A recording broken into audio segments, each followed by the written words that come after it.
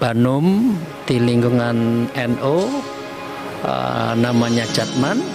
Tadi kami juga laporkan dengan kementerian bahwa memang ada lahir dalam kira-kira beberapa hari ini Jatma Aswaja. Keanggotaan Jatma Aswaja ini akan mengambil dari luar NU atau bagaimana? Sebab di tubuh Jatma sendiri, yang kita ketahui kan petinggi-petinggi NU di masa itu.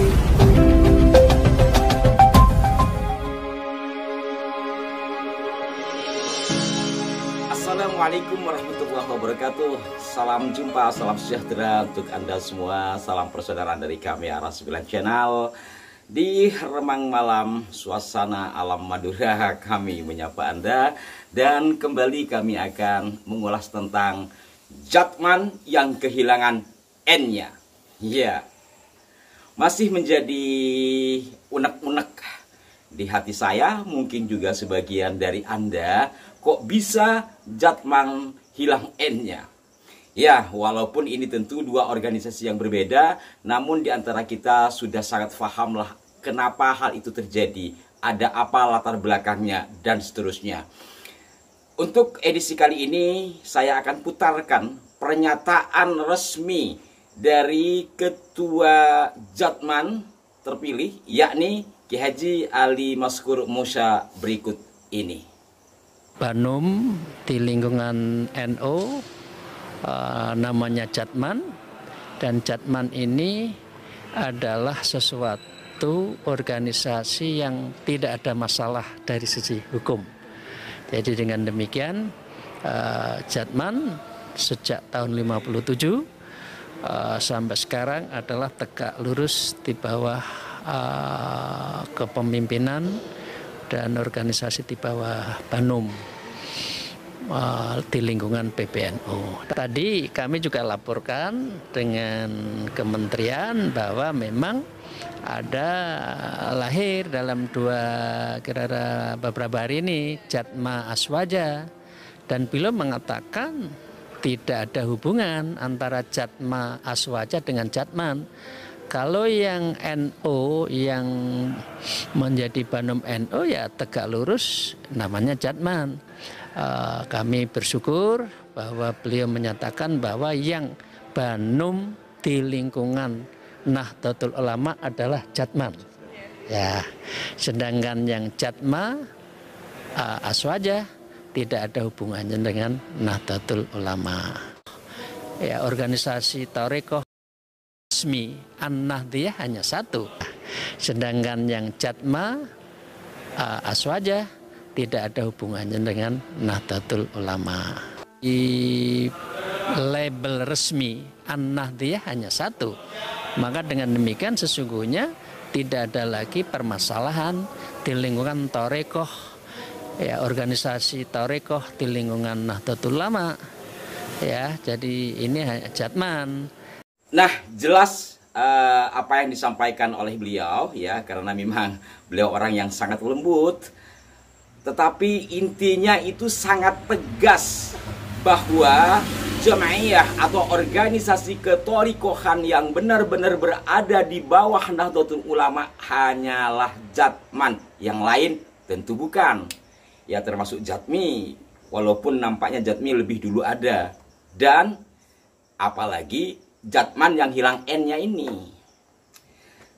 Kenapa kami tertarik untuk mengulas hal ini lagi? Karena ini berkaitan dengan keorganisasian di organisasi yang besar, Nahdlatul Ulama. Sini saya perlihatkan kepada Anda, ada buku anggaran dasar, anggaran rumah tangga, PBNU, di mana Jatman merupakan Banum, badan otonom. Di NU itu ada lembaga atau lajnah, ada juga Banum. Banum itu dibagi dua.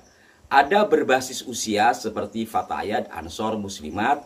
Kemudian ada berbasis profesi. Berbasis profesi itu diantaranya seperti Pagar Nusa.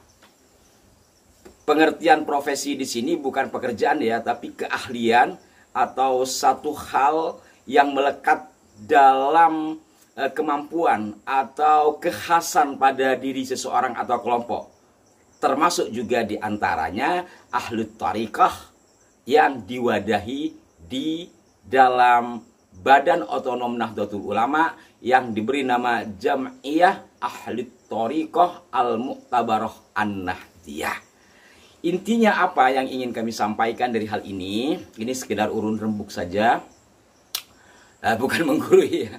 Misalkan umpamanya para pendekar-pendekar NU, pendekar-pendekar Nahdlatul Ulama, apapun basic silatnya, tentu eloknya kita bernaung di bawah organisasi yang dipayungi NU. Apa? Pagar Nusa. Umpamanya kita memiliki ilmu bela diri sendiri bersifat tradisi. Saya orang NU, lalu mohon maaf ngomongnya bernaung di bawah tapak suci. Itu kan nggak pas ya, bukan tidak boleh, tidak pas. Begitu juga ketika kita menjadi pengamal tariqah, karena induk organisasi kita sudah membuat badan otonom yang dinamai Jatman, maka tentunya eloknya kita bernaung di Jatman. Tentu semua ini sudah memahami, namun alangkah baiknya atau ada baiknya kami kemukakan. Karena apa? Karena ya khawatir nanti persoalan yang baru saja muncul ini terus mengakar kemana-mana. Sebab apa? Sebab di tubuh Jatma sendiri, yang kita ketahui kan petinggi-petinggi NU di masanya. Termasuk ya Abah Lutfi sendiri, kemudian Pak Hilmi Faisal, dan yang lain-lainnya. Maka seperti yang saya pertanyakan kemarin, apakah rekrutmen keanggotaan Jatma Aswaja ini akan mengambil dari luar NU atau bagaimana? Ini kan satu pertanyaan. Tentu akan dijawab, kami tidak mau rekrut siapa-siapa, silahkan untuk bergabung dengan kami. Itu ya sesuatu yang biasa disampaikan. Tapi kan rasanya tidak mungkin satu organisasi tidak memiliki anggota. Untuk mendapatkan anggota biasanya ada rekrutmen. Kecuali ya yang seperti NU kan, organisasi yang sudah sangat tua, 100 tahun lebih kalau kita menghitung hijriah, dan besar pula amaliyahnya juga, amaliyah yang dikembangkan oleh para masyayikh NU. Tentu dengan sendirinya kita akan sukarela untuk menjadi anggota NU. Sementara ketika organisasi baru, bagaimana? Nah inilah yang kami khawatirkan nanti di belakangan hari terjadi percikan-kepercikan yang kemudian satu sama lain jadi enak nggak enak, ada gesekan di tubuh kita umat Islam secara umum, dan kalau dipersempit lagi di tubuh sesama warga NU gesek-menggesek karena adanya organisasi yang serupa, bahkan namanya dimirip-miripkan, logonya pun demikian. Nah, bagaimana menurut Anda? Sekali lagi ini hanya urun rembuk ya, ini hanya urun rembuk kepada Anda. Mohon berikan masukan yang konstruktif di kolom komentar. Semoga ada manfaat yang bisa dipetik dari apa yang kami sampaikan ini. Dan tak lupa kami mohon maaf jikalau ada kekeliruan. Sampai jumpa. Wassalamualaikum warahmatullahi wabarakatuh.